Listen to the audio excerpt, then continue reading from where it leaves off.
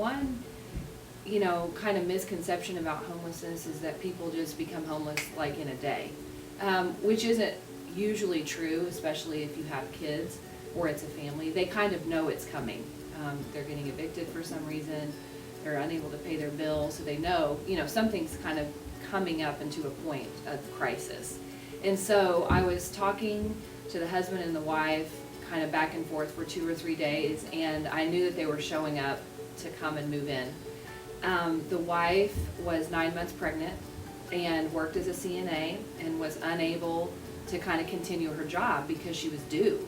And they had 2 other boys, 3 and 9 at the time. And so they were getting essentially evicted from their house because they couldn't pay their bills because she hadn't been working in the last few weeks. And rather than get themselves in a deeper hole, they decided to come here. And so I met them on a Tuesday night and knew they were coming, met them in the parking lot, brought them into the emergency shelter. And for a man especially to have to move his wife and kids in to an emergency shelter is very difficult, because one of the basic needs that any man has is to keep his family safe and to be able to provide for them.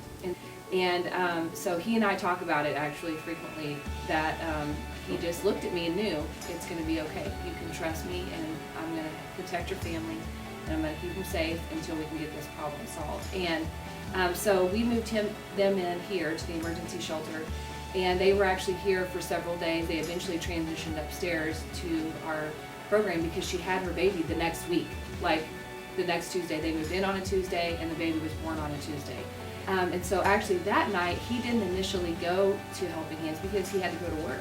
And so then the next day we were able to refer him over there, and that gave him a place to go. It's really good to be able to say, you're right here, 1 block, just across the street diagonally. You can see each other.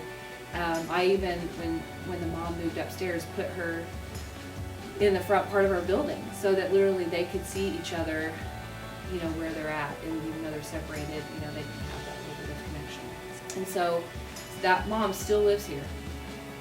She still lives here, and actually yesterday got the call at 9 o'clock yesterday morning that she got a job working as a CNA at Memorial, making $12 an hour.